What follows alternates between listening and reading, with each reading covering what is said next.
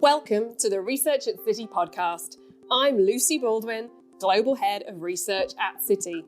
In each podcast episode, we bring you our thought-leading views and analysis across asset classes, sectors, and economies from around the globe.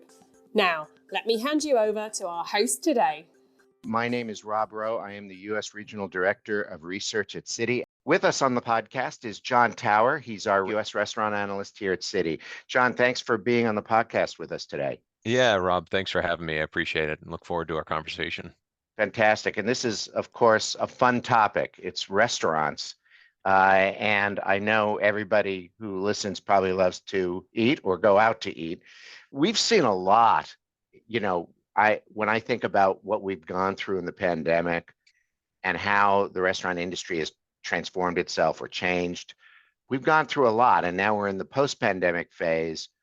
But there's so many different options now between, delivery of food and going out. I think post-pandemic there was an enormous surge because everybody just had to get out of their houses and their apartments.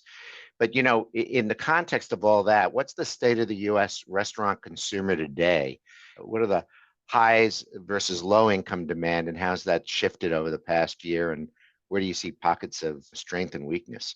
Yeah, it's really, the pandemic did shift the landscape pretty dramatically. If you think about it, the industry was right in the bullseye of the impact of COVID. When you think about many restaurants needing to shut down and shift their operating model in order to address the new world, where people needed to stand 6 feet apart and they needed to put up barriers within the walls of restaurants to keep people separated.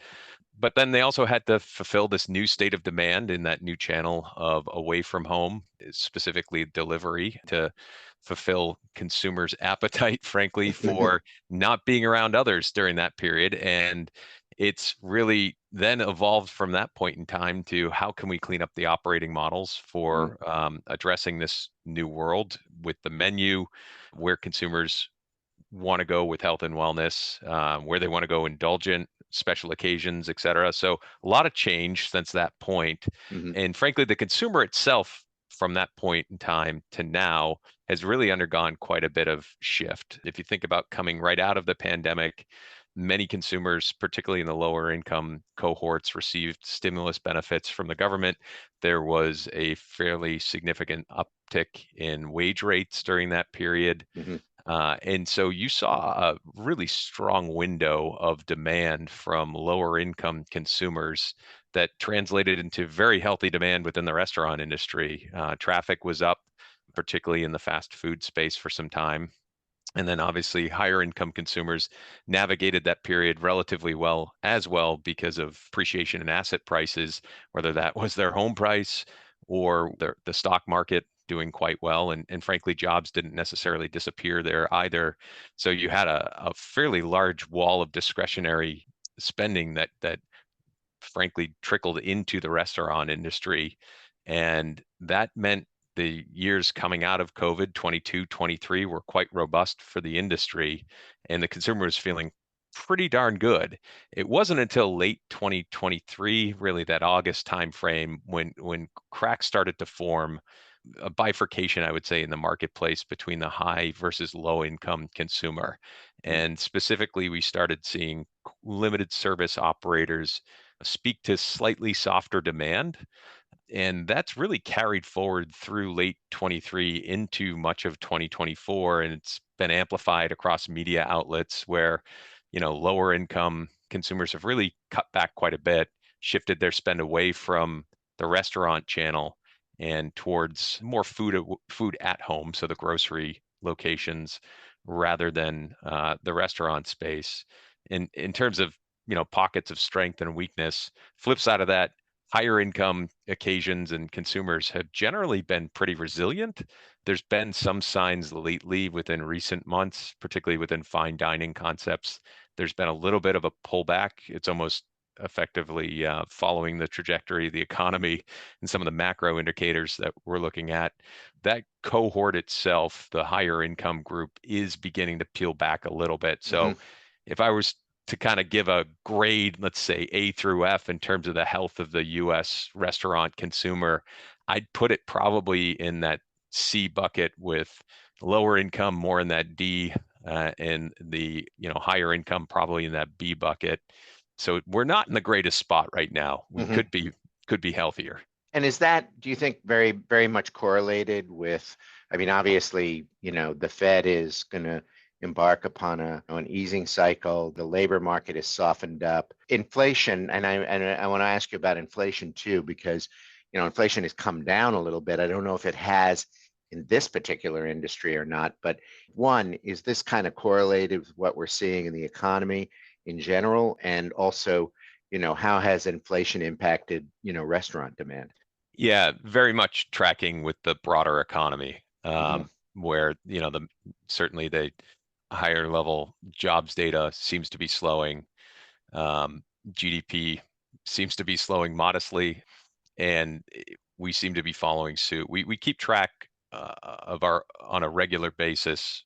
We look at inflation's impact on consumer budgets, specifically discretionary spend. So we weigh aggregate inflation against wage and jobs growth by income bracket, and one can see really things peaked in January of 23, particularly for the higher income consumer. If you're kind of netting the two against each other, inflation Mhm. against the wage and jobs growth, and it's come down since. And we had pockets in there where lower income consumers did better.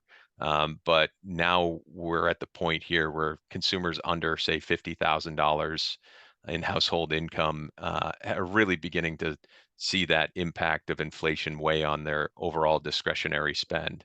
And broadly speaking, inflation has been a bit of a pain for the restaurant industry in How two. do they manage that? Yeah, twofold, right? And it comes in different two primary buckets, right? When you think specifically about the major cost centers for restaurants, there's food costs, there's labor, and then there's that all other bucket, including utilities and credit card fees. And really, there'd been inflation across all those major buckets, but the big pain points had been a spike around food right after the Ukraine and Russia conflict kicked Mm. off for a fairly long duration, about 12 months.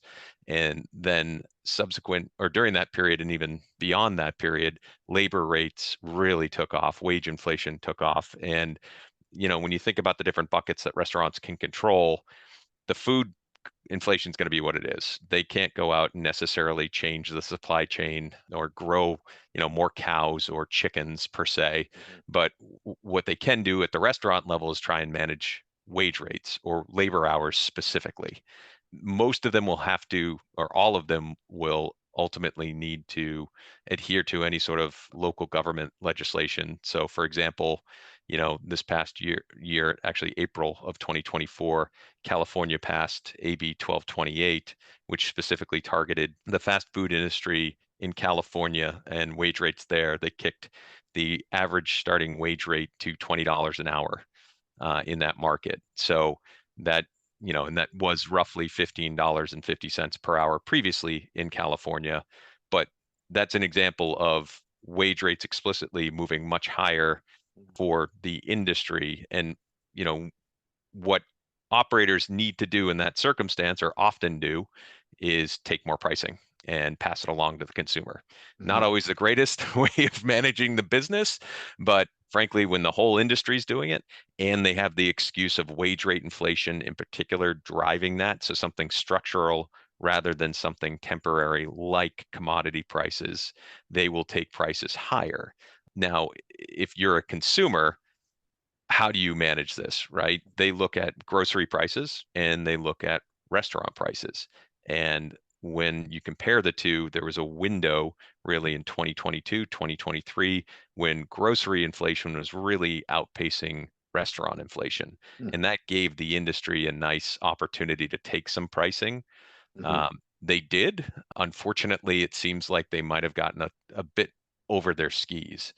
So now, at this moment in time, many of these operators are effectively dialing back a lot of that pricing in the form of greater promotional activity in the marketplace to drive traffic, as they've been losing a lot of that traffic to other, mostly food at home occasions. And on the margin, are they successful at doing that? depends on who you talk to, but Yeah. yeah, it really depends. It's really the bigger the brand with a bigger marketing budget, and Mhm. frankly, the wherewithal and the relationships with these franchisors in particular have with the franchisees in terms of, the longer duration that these brands have been around, and frankly, the relationship that the franchisor has with the franchisee, if they're starting off in a good spot in the first place. So think about box economics. If these franchisees are making some healthy returns already and have a fairly strong cash cushion and aren't necessarily levered, they'll be much more willing to absorb some sort of reinvestment in price in the form of discounting. However, if you're, on the margin weaker, you haven't seen the same type of demand that some of the other brands have seen across the landscape, your balance sheets offsides, then there's a very good chance that you're not going to be able to survive and discount the way that the consumer would like you to at that moment. Mm. So it's a tale of two cities. And then, there are other brands that are growing within categories that either have very limited competition today or hit on things that consumers can't replicate at home, and and have low, there's no switchability between what's available in the marketplace and what they can get at this restaurant or concept. And those brands seem to be running relatively well and winning share.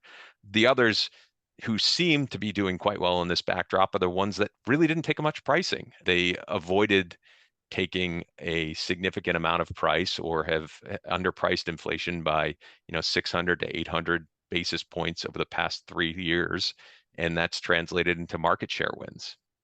Let's take it one step further. If we were to actually go into a recession, how would the restaurant sector perform, and what other mechanisms would you see for them to battle that? Yeah, the industry historically has done quite well during a slowdown in the US. Mm, We wrote a note back in June of 2022 when there was fairly large concerns about the US economy, and it was never short the American appetite. Restaurants are far more durable than durables in a downturn. And historically, what's happened during times of recession in the US is that consumers will effectively walk away from big ticket items, right? So if you were worried about your job, or frankly, a neighbor might have lost his or her job, there's a very good chance that you might defer going out there and purchasing, say, a new sofa, television, or some large ticket item. However, if you still have a job, there's a very good chance you're going to have some discretionary income, and that's going to allow you to still go out and spend some money at, these small indulgences like going to a restaurant. So historically, we've seen the space effectively gain 200 basis points of wallet share during downturns. mm, So you effectively, based on where the normalized spend is, you could see roughly a 10% decline in discretionary income before the industry really got a significant hit to overall demand. Now, is this time different? We don't know. The starting point for the industry is much different than, say, the financial crisis. It's much more mature. There's also the pricing piece that we spoke about earlier, where the industry on average has taken quite a bit of pricing over the past 3 years.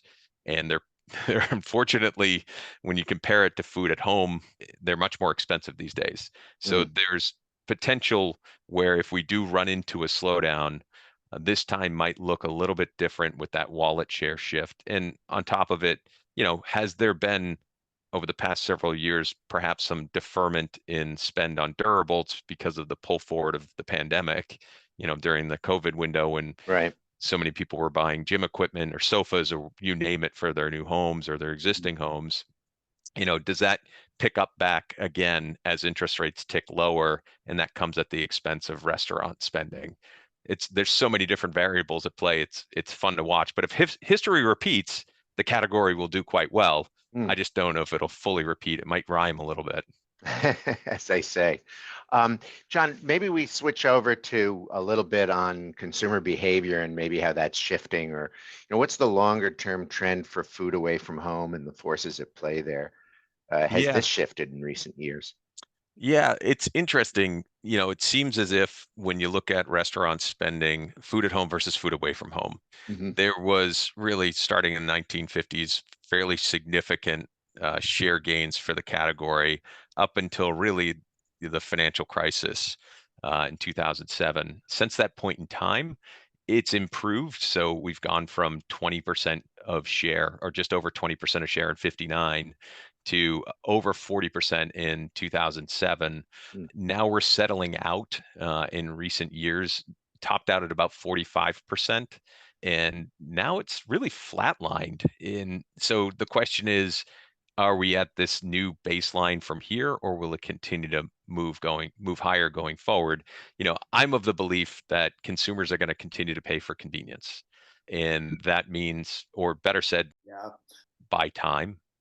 And so if that means I will go and order, food for delivery at my house such that I might pay a little bit more money for it, but it saves me the time that I would need to cook a meal for my family, I'll probably do it. Many people will. Mhm. I don't think that trend necessarily goes away. However, the competitive set is also broadened, right? When you think about not only within the industry where you've seen more competitors step in, not only in traditional full service, limited service. Now you've got fast casual that has grown pretty dramatically over the past 20 years. And what's fast casual?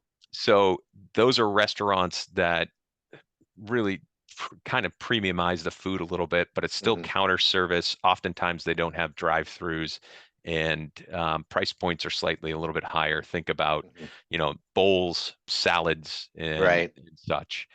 And that has grown quite dramatically since really the turn of the century. Hmm. But what's come into play really in the past 10 years has been growth within prepared foods at the grocery store. And now you've got delivery from grocery stores growing. And as this continues to improve or grow with the consumer, there's a better chance that you have some add-on from quote unquote food service replacement with these options at the grocery store. And then on top of it, you've also had convenience stores get much better with their fresh food selections. So you've got traditional competitors growing, you've got, non-traditional competitors growing within this kind of overall, feeding of the consumer. And Right. so those forces are still there, and I think it could blur the lines on that food at home versus food away from home share shifts in the future here. Beyond that, there's obviously other bigger, longer term forces within the space, like going back to the labor conversation earlier. Hmm. Yep. How do you solve that if you're a restaurant operator? Mhm. Well, the simple And you answer mean today. like wage rate inflation and stuff? Exactly. Hmm. That being the primary variable that they can at least control. Automation is going to be here. I mean, I can't tell you when. I think Hmm. it'll be in the next 5 to 10 years when you and I will go into many of these limited service restaurants. And rather than having 10 to 15 people working in the restaurant, you're going to have machines effectively do the majority of the work, and you'll have 3 to 4 people helping kind of finish off the meals and then hand them off to you, or guide you to a kiosk where you can order, or just frankly provide a little bit of hospitality when you walk in the door. So we're going to help the machines. We're going to help the machines.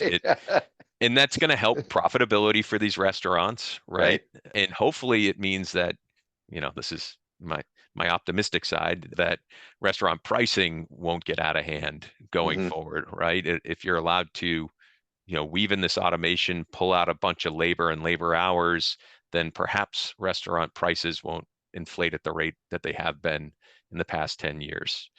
And then the other, kind of lingering background is what happens with consumer appetites as perhaps GLP-1s become, more prevalent and accessible for, the broader US population. Yeah, and maybe, I mean, that's actually something I'm very curious about, but also just health in general, like how health conscious have consumers become as well?